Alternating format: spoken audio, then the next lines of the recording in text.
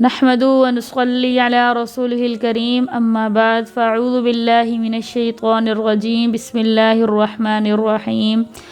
رب یسر ولا تعسر وتمم بالخیر رب اشرح لی صدری ویسر لی امری واحلل عقدۃ من لسانی یفقہوا قولی رب زدنی علما رب زدنی علما رب زدنی علما۔ رمضان کے اس بابرکت مہینے سے ہم آج تفسیر کا آغاز کرتے ہیں اور اللہ تعالیٰ سے امید ہے، اللہ تعالیٰ سے دعا ہے کہ اللہ تعالیٰ مجھے آپ سب تک قرآن پاک کو صحیح معنوں میں سمجھانے کی اور پڑھانے کی توفیق عطا فرمائے اور ہم سب کو قرآن پاک کی سمجھ اور اس پر عمل کرنے کی توفیق عطا فرمائے۔ جیسے کہ میں نے کہا کہ ہم تفسیر کا آغاز کرتے ہیں، تو آئے ہم سورہ فاتحہ سے قرآن پاک کی تفسیر کا آغاز کرتے ہیں۔ بسم اللہ الرحمن الرحیم الحمد للہ رب العالمین الرحمن الرحیم مالک یوم الدین ایاک نعبد و ایاک نستعین اہدنا الصراط المستقیم صراط الذین انعمت علیہم غیر المغضوب علیہم ولا الضالین آمین۔ سورۃ الفاتحہ کو فاتحہ اس لیے کہتے ہیں کہ اس سے قرآن پاک کا آغاز ہوا ہے۔ قرآن پاک کی وہ سورت جو مکمل طور پر وحی کے اعتبار سے سب سے پہلے جو نازل ہوئی ہے وہ سورہ فاتحہ ہے، حالانکہ اس سے پہلے متفرق آیات جو ہیں وہ نازل ہو چکی تھیں، جیسے اقرأ بسم ربک الذی آیت ہے، اسی طرح سورہ مدثر کی چند آیات ہیں۔ تو یہ چند آیات جو ہیں اس سے پہلے متفرق طور پر نازل ہوئی ہیں، لیکن وحی کے اعتبار سے جو مکمل صورت نازل ہوئی ہے وہ سورہ فاتحہ ہے۔ اس سے قرآن پاک شروع ہوا ہے، اس لیے اس کو سورہ فاتحہ کہا جاتا ہے۔ عربوں کی عادت رہی ہے کہ جب بھی وہ کسی چیز سے پیار کرتے تھے اس کے کئی نام رکھتے تھے، اسی طرح قرآن پاک کی جو سب سے پیاری صورت تھی وہ سورہ فاتحہ ہے، اس وجہ سے اس کے کئی نام مشہور ہیں۔ جو سب سے زیادہ مشہور نام ہے وہ سورہ فاتحہ ہے، یعنی فاتحہ کے نام سے اس کو جانا جاتا ہے۔ اس کے علاوہ بھی اس کے کئی نام ہیں، جیسے کہ اس کو ام القرآن کہا گیا ہے، اس کو سورہ شفا کہا گیا ہے، یعنی اس میں ایسی آیات ہیں اور ایسی چیزیں ہیں کہ صحابہ کرام اس کو پڑھ کر اپنے اوپر دم کیا کرتے تھے اور ان کو شفا ہو جایا کرتی تھی، اس لیے اس کو سورہ شفا بھی کہا گیا، اور اس کے علاوہ اس کو ام القرآن بھی کہا گیا ہے، اور بھی چند اس کے نام ہیں۔ سورہ فاتحہ کی فضیلت میں دوسری ویڈیو میں آلریڈی بیان کر چکی ہوں، آپ نے اگر اس کی سورہ فاتحہ کی فضیلت دیکھنا چاہتے ہیں تو ڈسکرپشن میں لنک واضح کیا گیا، آپ اس میں جا کر آپ سورہ فاتحہ کی فضیلت دیکھ سکتے ہیں۔ بسم اللہ الرحمن الرحیم، بسم اللہ کے بارے میں چند فقہا کے اس بات پر اختلاف ہے کہ آیا بسم اللہ سورہ فاتحہ کا حصہ ہے یا نہیں ہے۔ تو چند فقہا کے نزدیک یہ بات ہے کہ بسم اللہ جو ہے وہ سورہ فاتحہ کا حصہ ہے، جبکہ امام ابو حنیفہ کے نزدیک سورہ فاتحہ کا بسم اللہ حصہ نہیں ہے۔ بسم اللہ جو صرف یہ ایک علامت کے طور پر واضح کی گئی ہے،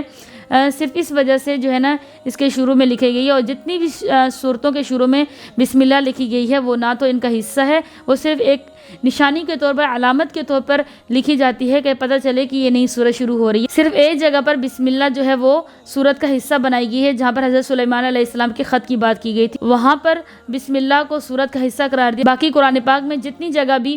بسم اللہ آیا ہے وہ امام ابو حنیفہ کے نزدیک وہ سورت کی شروع میں، سورت کے شروعات ہونے کی وجہ سے اس کی علامت کے طور پر لکھا گیا ہے، ورنہ جیسے کہ یہاں پر سورہ فاتحہ میں بسم اللہ جو لکھی گئی ہے یہ سورہ فاتحہ کا حصہ نہیں ہے۔ بسم اللہ کا ترجمہ کرتے ہیں بسم اللہ، اسم کا مطلب ہوتا ہے نام، اللہ اللہ، بسم اللہ اللہ کے نام سے شروع کرتے ہیں، الرحمن جو بہت مہربان ہے، اور رحیم رحم کرنے والا ہے، اللہ کے نام سے جو بہت مہربان اور رحم کرنے والا ہے۔ الحمد للہ رب العالمین، الحمد تمام تعریفیں اللہ کے لیے ہیں، رب العالمین جو تمام جہانوں کا رب ہے، الرحمن الرحیم جو بہت مہربان ہے، الرحیم رحم کرنے والا ہے۔ مالک یوم الدین، مالک یعنی مالک ہے، یوم دن، الدین بدلے کے دن کا، بدلے کے دن کا مالک ہے۔ ایاک نعبد، ہم صرف تیری ہی عبادت کرتے ہیں، و ایاک نستعین، اور صرف تجھ ہی سے ہم مدد مانگتے ہیں۔ اہدنا الصراط المستقیم، ہمیں ہدایت دے، الصراط راستہ، المستقیم سیدھا، ہمیں سیدھے راستے کی طرف ہدایت دے۔ صراط الذین انعمت علیہم، صراط راستہ، الذین ان لوگوں کا، ان لوگوں کے راستے پر، انعمت علیہم جن پر تو نے انعام کیا، غیر المغضوب علیہم ولا الضالین، نہ کہ ان لوگوں کے راستے پر جن پر تیرا غصہ ہوا، ولا الضالین، اور نہ ہی ان لوگوں کے راستے پر چلا جو گمراہ ہوئے۔ الحمدللہ رب العالمین، ہم جو لفظ ہے وہ مساوی ہے تعریف جمع شکر کے۔ عام طور پر جو ترجمہ کیا جاتا ہے وہ یہ کیا جاتا ہے کہ تعریف ہے اللہ کے لیے جو تمام جہانوں کا رب ہے، یعنی تمام تعریفیں اللہ کے لیے ہیں جو تمام جہانوں کا رب ہے۔ یہ ترجمہ کافی اور مکمل نہیں ہے، اس کا ترجمہ اس طریقے سے کیا جائے گا کہ تمام تعریف اور شکر اللہ کے لیے ہے جو تمام جہانوں کا رب ہے۔ دیکھیں، تعریف آپ کر سکتے ہیں جس میں کوئی حسن ہو، کوئی خوبی ہو، خواہ اس سے آپ کو کوئی نفع ہو رہا ہے، فائدہ ہو رہا ہے یا نہیں ہو رہا۔ جیسے کہ ایک پھول ہے، وہ خوبصورت ہے، آپ کو اس سے کوئی نفع نہیں ہو رہا، بس خوبصورت ہے۔ دیکھیں، اللہ تعالیٰ کی تعریف میں شکر کا پہلو زیادہ غالب ہے۔ جیسے کہ آپ کو بہت زیادہ بھوک لگی، آپ نے کھانا کھایا اور آپ نے کہا کہ الحمدللہ الذی اطعمنا وسقانا وجعلنا من المسلمین، آپ نے یہ دعا پڑھا۔ آپ یہ نہیں کہتے ہیں کہ میں تعریف کرتا ہوں اس ذات کی جس نے ہمیں، آپ ترجمہ کرتے ہیں کہ ہم شکر کرتے ہیں، ہم شکر کرتے ہیں اس ذات کی جس نے ہمیں کھلایا پلایا اور ہمیں مسلمان بنایا۔ اسی طرح آپ بیت الخلاء سے باہر آتے ہیں تو آپ کی اذیت دور ہو جاتی ہے اور آپ کو انشراح نفس محسوس ہوتا ہے، تو آپ کیا کہتے ہیں کہ الحمدللہ الذی اذھب عنی الاذی وعافانی، کہ شکر کرتا ہوں اس ذات کی جس نے مجھ سے یہ تکلیف دور کی اور یہ گندگی دور کی اور مجھے عافیت بخشی۔ تو دیکھیں، ان تمام دعاؤں میں جو نبی علیہ السلام سے منقول ہیں، ان تمام دعاؤں میں دیکھا جائے تو ہم جو حمد کرتے ہیں، حمد کا ترجمہ نہیں کرتے، ہم اللہ کا شکر ادا کر رہے ہوتے ہیں۔ تو اس لیے یہاں پر بھی ترجمہ یہی ہوگا، الحمدللہ رب العالمین میں بھی یہی ترجمہ ہوگا۔ اس میں ایک حمد تعریف کا بھی معنی پایا جا رہا ہے اور شکر کا بھی معنی پایا جا رہا ہے، اور شکر کا جو معنی ہوتا ہے وہ غالب پایا جاتا ہے۔ آپ ترجمہ اس طرح کرتے ہیں کہ میں تعریف اور شکر کرتا ہوں اللہ کے لیے جو تمام جہانوں کا رب ہے۔ اگلی آیت میں الرحمن الرحیم، مالک یوم الدین، روز جزا کا یعنی آخرت کے دن کا وہ مالک ہے۔ دین کا جو مطلب ہوتا ہے وہ بدلہ، اس کا جو عربی میں جو معنی ہوتا ہے، جو اردو میں اس کا ہم ترجمہ کرتے ہیں، اس کا مطلب ہوتا ہے بدلہ، یعنی بدلے کے دن کا اللہ رب العزت جو ہے وہ مالک ہیں۔ جیسے کہ عربی میں بھی محاورہ ہے کہ کما تدین تدانو، کہ جیسے کو تیسا، یعنی جس کو جیسا ہوگا اس کو اس سے ہی بدلہ ملے گا۔ تو یہاں پہ بھی تدین تدانو کا مطلب کیا ہوتا ہے؟ بدلے کا معنی پایا جا رہا ہے۔ تو یہاں پہ یہ ہے کہ مالک یوم الدین، کہ اللہ رب العزت جو ہے وہ قیامت کے دن یعنی بدلے کے دن کے مالک ہیں۔ اللہ رب العزت بدلے کے دن کے مالک ہیں۔ بدلے کے دن سے مراد یعنی فیصلے کا دن مراد ہے، یعنی جس کو ہم بعث بعد الموت کہتے ہیں، یعنی موت کے بعد جو اٹھایا جانا ہے اور اس کے بعد پھر اللہ تعالیٰ بدلہ دیں گے۔ کس چیز کا بدلہ دیں گے؟ یعنی اگر جس نے حسنات دنیا میں کی ہیں تو اللہ تعالیٰ اس کو قیامت کے دن اس کے جیسا بدلہ دے گا، اور اگر کسی نے سیئات کمائی ہیں، گناہ کمائے ہیں، اللہ تعالیٰ اس کے جیسے اس کو بدلہ دیں گے قیامت کے دن۔ اور اللہ تعالیٰ ان تمام چیزوں کے مالک ہیں، یعنی آپ نے یہ ذہن میں یہ ایمان رکھنا ہے کہ قیامت کے دن کوئی بھی ہمیں کسی چیز سے نہیں بچا سکتا۔ قیامت کے دن جو ہے وہ اللہ تعالیٰ اس بدلے کے دن کے مالک ہیں۔ اللہ تعالیٰ جو ہم نے دنیا میں کیا، اگر ہم نے اچھائیاں کی ہیں، اگر ہم نے برائیاں کی ہیں، سیئات کمائی ہیں یا حسنات کمائی ہیں، تو اس کا مالک جو ہے وہ اس بدلے کے دن کا جو مالک ہے، فیصلے کا دن کا جو مالک ہے وہ صرف اللہ تعالیٰ ہے۔ یہ آپ نے ایمان رکھنا ہے۔ اگر کوئی یہ ایمان رکھتا ہے کہ قیامت کے دن فلاں شیطان یا فلاں چیز یا فلاں لوگ مجھے بچائیں گے، یہ عقیدہ رکھنا ہے کہ قیامت کے دن ہمیں فلاں ہمیں بچائے گا، ہماری شفاعت کرے گا، یا فلاں کی شفاعت کرنے سے ہم لوگ جہنم سے نکل کر جنت میں چلے جائیں گے، تو یہ عقیدہ رکھنا یہ غلط ہے، کیونکہ قیامت کے دن جو اللہ تعالیٰ ہوں گے وہ صرف تمام چیزوں کے حساب کتاب کے مالک صرف اللہ رب العزت ہوں گے۔ اس کی اگلی آیت میں ہے کہ ایاک نعبد و ایاک نستعین، کہ اے اللہ ہم صرف تیری ہی عبادت کرتے ہیں، و ایاک نستعین، اور تجھ ہی سے مدد مانگتے ہیں۔ اچھا، اس کا جو ترجمہ کیا جاتا ہے، دیکھیں آپ نے عربی میں جو دیکھا ہوگا کہ جو یہ مضارع کا صیغہ ہوتا ہے، اس کے اندر حال کے بھی معنی بھی پائے جاتے ہیں اور مستقبل کے بھی معنی پائے جاتے ہیں۔ تو اگر ہم اس کا ترجمہ کریں تو اس کا ترجمہ ایسا ہوگا کہ دیکھیں عربی میں جو مضارع کا صیغہ ہوتا ہے اس میں حال کے معنی بھی پائے جاتے ہیں اور مستقبل کے معنی بھی، یعنی اس میں حالیہ بھی شامل ہوتا ہے اور جو مستقبل کے معنی میں بھی پائے جاتے ہیں۔ عربی کا قاعدہ ہے کہ جو مضارع کا صیغہ ہوتا ہے اس میں حالیہ کے معنی بھی پائے جاتے ہیں اور مستقبلیہ کے معنی بھی پائے جاتے ہیں۔ یعنی ہم اگر اس کا ترجمہ کریں تو ہم اس طرح کریں گے کہ ایاک نعبد، کہ ہم صرف تیری ہی عبادت کرتے ہیں اور کریں گے، و ایاک نستعین، اور تجھ ہی سے مدد مانگتے ہیں اور مانگیں گے۔ دیکھیں اگر ہم حال کا ترجمہ کرتے ہیں تو ہم اس کا ترجمہ جو کر رہے تھے کہ ہم تیری عبادت کرتے ہیں، تو اس میں اظہار حال ہے، اور اگر ہم مضارع کا ترجمہ کرتے ہیں تو ہم یہ عہد کرتے ہیں کہ ہم تیری ہی عبادت کریں گے اور تجھ ہی سے مدد مانگیں گے۔ تو ہم اس میں یہ عہد کر رہے ہوتے ہیں کہ پہلے والے میں حال میں اگر کرتے ہیں تو ہم اظہار حال بتا رہے ہوتے ہیں کہ ہم تیری ہی عبادت کرتے ہیں اور تجھ ہی سے مدد مانگتے ہیں۔ اگر ہم اس کے مستقبل کا معنی کر رہے ہوتے ہیں تو ہم یہ عہد کر رہے ہوتے ہیں، یعنی اقرار کر رہے ہوتے ہیں، یہ عہد کر رہے ہوتے ہیں کہ ہم تجھ ہی سے مانگتے بھی تجھ سے ہیں اور مانگیں گے، مستقبل میں بھی تجھ سے مانگیں گے، تیری ہی عبادت کرتے ہیں اور مستقبل میں بھی ہم تجھ ہی کی عبادت کریں گے۔ تو یہاں پر دونوں معنی پائے جاتے ہیں۔ دیکھیں آگے اگلی آیت میں اللہ تعالیٰ سے دعا کی جا رہی ہے کہ اہدنا الصراط المستقیم، کہ اے اللہ ہمیں سیدھے راستے کی طرف ہدایت دے۔ صراط الذین انعمت علیہم غیر المغضوب علیہم ولا الضالین آمین۔ دیکھیں اگلی آیت میں بتایا جا رہا ہے کہ انعمت علیہم، یعنی ایسے صراط الذین انعمت علیہم، کہ ان لوگوں کے راستے پر چلا جن پر تیرا انعام ہوا ہے۔ اب وہ کون سے لوگ ہیں، کن پر اللہ کا انعام ہوا ہے، یہ اس آیت میں واضح نہیں ہے، لیکن سورہ نساء میں اس کی جو وضاحت کی گئی ہے وہ سورہ نساء میں کی گئی ہے۔ وہ آیت یہ ہے، انعم اللہ علیہ من النبیین والصدیقین والشہداء والصالحین، کہ وہ لوگ جن پر اللہ تعالیٰ نے انعام کیا وہ 4 لوگ ہیں، اور 4 لوگوں کی وضاحت کی ہے کہ وہ من النبیین، کہ وہ انبیاء میں سے ہیں، یعنی جن پر اللہ تعالیٰ نے انعام کیا ہے وہ پہلے جو بتایا گیا وہ من النبیین انبیاء ہے، والصدیقین اور سچے لوگ ہیں، والشہداء اور شہید لوگ ہیں، والصالحین اور عام صالح نیک و صالح لوگ ہیں۔ تو یہ 4 لوگ ہیں جن پر اللہ تعالیٰ نے اپنا انعام ہی کیا ہے۔ تو ہم اللہ تعالیٰ سے دعا کر رہے ہیں کہ ہمیں سیدھے راستے پر چلا، اور ایسے لوگوں کے راستے پر چلا جن پر تو نے انعام کیا، اور جن پر انعام کیا وہ 4 لوگ واضح ہیں کہ وہ نبی ہیں، یعنی ہمیں نبیوں کے راستے پر چلا، صدیقین کے راستے پر چلا، شہداء کے راستے پر چلا،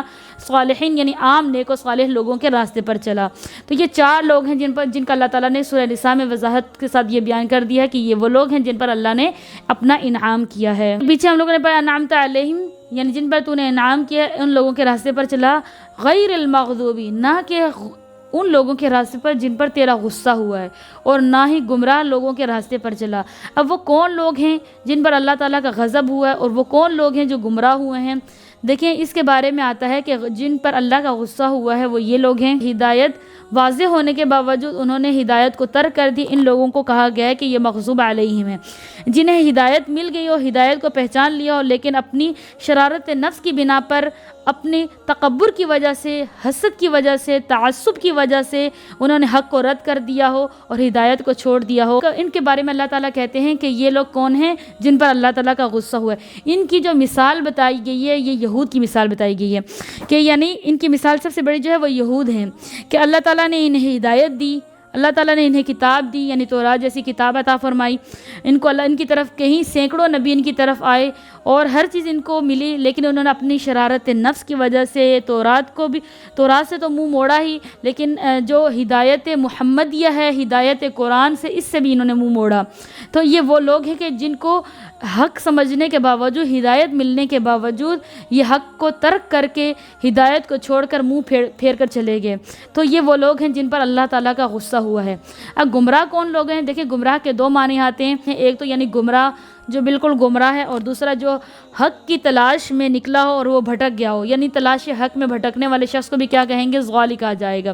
ٹھیک ہے۔ دیکھیں اسی طرح کوئی شخص کسی مغالطے میں آ کر، کسی جذبات میں آ کر، غلو میں مبتلا ہو کر حق سے منحرف ہو جائے، اس کے لیے بھی ضال کا لفظ استعمال کیا گیا ہے۔ دیکھیں اگر آپ اپنے ماحول میں بھی دیکھیں کہ نبی کریم صلی اللہ علیہ وسلم سے محبت ہونا یہ ایک جذبات ہے، یہ ایک اچھی چیز ہے کہ نبی کریم صلی اللہ علیہ وسلم سے محبت ہے، لیکن اس کی محبت میں، نبی علیہ السلام کی محبت میں اتنا غلو کر دینا کہ ہم اپنے جذبات پر کنٹرول نہ کر پائے۔ اس کی مثال نصارہ ہیں، یعنی جو حضرت مسیح علیہ السلام کو مانتے تھے اور انہوں نے یعنی اتنا غلو کیا، یعنی حضرت عیسیٰ علیہ السلام کو تو مانا ہی، لیکن حضرت عیسیٰ علیہ السلام کی محبت اور ان کے جذبات میں اتنا زیادہ غلو کر گئے، اتنا زیادہ حق سے تجاوز کر گئے کہ حضرت عیسیٰ علیہ السلام، مسیح علیہ السلام کو اللہ تعالیٰ کا بیٹا بنا ڈالا انہوں نے۔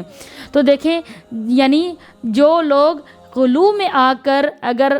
کسی چیز کو حد سے تجاوز کر کے کسی چیز کو ماننے لگ جائیں تو وہ بھی کیا ہو جاتے ہیں؟ گمراہ لوگوں میں شمار ہوتے ہیں۔ جیسے کہ نبی کریم صلی اللہ علیہ وسلم سے محبت رکھنا یہ ایک اچھا جذبہ ہے، یہ اچھی چیز ہے، لیکن اگر نبی علیہ السلام کی محبت میں اس قدر آگے بڑھ جائیں کہ انسان غلط کام میں پڑ جاتا ہے تو پھر وہ چیز کیا آ جاتی ہے؟ ضال میں وہ لوگ آ جاتے ہیں۔ تو اللہ تعالیٰ سے دعا کی گئی ہے صراط الذین انعمت علیہم غیر المغضوب علیہم ولا الضالین، کہ ہمیں ان لوگوں کے راستے پر چلا جن پر تو نے انعام کیا ہے، نہ کہ ان لوگوں پر جن پر تیرا غصہ ہوا، جیسے کہ یہود کی مثال میں نے آپ کو بتائی ہے، اور نہ ہی نصارہ کے راستے پر چلا، جیسے کہ یہاں پہ گمراہ لوگ ہوئے ہیں۔ نصارہ کی مثال دی ہے کہ یعنی وہ عیسیٰ علیہ السلام کی محبت میں اتنا غلو کر بیٹھے کہ انہوں نے حضرت عیسیٰ علیہ السلام کو اپنا اللہ تعالیٰ کا بیٹا قرار دیا۔ تو اللہ تعالیٰ سے دعا ہے کہ اللہ تعالیٰ ہمیں بھی ایسے لوگوں کے راستے پر چلا جن پر یعنی اللہ کا انعام ہوا ہے، نہ کہ ایسے لوگوں کے راستے پر جن پر اللہ تعالیٰ کا غصہ ہوا ہے، اور نہ ہی ایسے لوگوں کے راستے پر جن پر اللہ جو گمراہ ہوئے ہیں۔ اچھا، سورہ فاتحہ کے بعد اس کے بعد آمین اکثر لوگوں کو دیکھا جاتا ہے وہ آمین کہتے ہیں۔ تو دیکھیں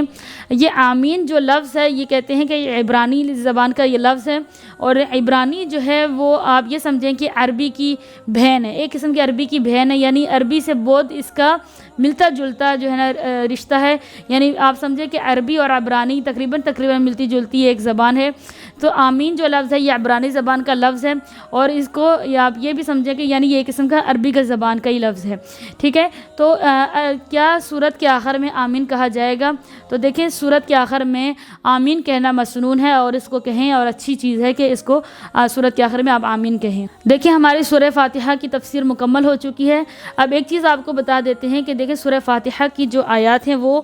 7 ہیں، ٹھیک ہے۔ تو سورہ فاتحہ کی جو 7 آیات ہیں، اس کی جو شروع کی 3 آیات ہیں، الحمدللہ رب العالمین الرحمن الرحیم مالک یوم الدین، دیکھیں یہ شروع کی جو 3 آیات ہیں، یہ یاد رکھیں کہ جو شروع کی 3 آیات میں اللہ تعالیٰ کی حمد و ثنا بیان کی گئی ہے، اور پھر آخر کی 3 آیات میں اللہ تعالیٰ سے استعانت مانگی گئی ہے، اللہ تعالیٰ سے مدد مانگی گئی ہے، اللہ تعالیٰ سے دعا مانگی گئی ہے، یعنی اللہ تعالیٰ سے آخر کی جو شروع کی 3 آیات میں اللہ کی حمد، اور آخر کی 3 آیات میں اللہ تعالیٰ سے دعا مانگی گئی ہے۔ جو بیچ کی آیت ہے ایاک نعبد و ایاک نستعین، اس میں یہ دونوں آیتیں میں سے یعنی اس میں تعریف کا بھی پہلو ہے، اور آدھی آیت میں مدد بھی مانگی گئی ہے، یعنی دعا بھی مانگی۔ دیکھیں ایاک نعبد میں اللہ کی بندگی کا اظہار کیا گیا ہے کہ ایاک نعبد ہم تیری ہی عبادت کرتے ہیں، یعنی اللہ تعالیٰ اس قدر لائق ہیں کہ ہم اسی کی عبادت کرتے ہیں، اس میں بھی اللہ کی تعریف کا پہلو ہے۔ اور ایاک نستعین میں اللہ تعالیٰ سے مدد مانگی گئی ہے۔ تو دیکھیں سورہ فاتحہ کی میں نے جیسے کہ بتایا کہ 7 آیات ہیں، دوبارہ بتا دیتی ہوں کہ شروع کی جو 3 آیات ہیں اس میں اللہ کی تعریف، آخر کی 3 آیات میں اللہ تعالیٰ سے دعا مانگی گئی ہے، اور بیچ کی آیت میں وہ بین ہے یعنی درمیانی ہے، اس میں آدھی آیت اللہ کی تعریف ہے، اور آدھی آیت میں اللہ تعالیٰ سے مدد مانگی گئی ہے۔ ایاک نعبد میں اللہ کی بندگی کا اظہار کیا جا رہا ہے، وہ ایاک نستعین میں دعا مانگی جا رہی ہے کہ ہم تجھ ہی سے مدد مانگتے ہیں، مدد طلب کرتے ہیں۔ تو یہ 7 آیات ہم نے آج پڑھی ہیں، انشاءاللہ کل سے جو ہے سورہ بقرہ کا آغاز کریں گے، اور اللہ تعالیٰ سے دعا ہے کہ سورہ فاتحہ کو جس طرح ہم نے پڑھا اور بھی اللہ تعالیٰ مزید اس کو پڑھنے کی توفیق عطا فرمائے اچھی طریقے سے، اور جو ہم نے پڑھا اس پر عمل کرنے کی توفیق عطا فرمائے۔ السلام علیکم ورحمۃ اللہ وبرکاتہ۔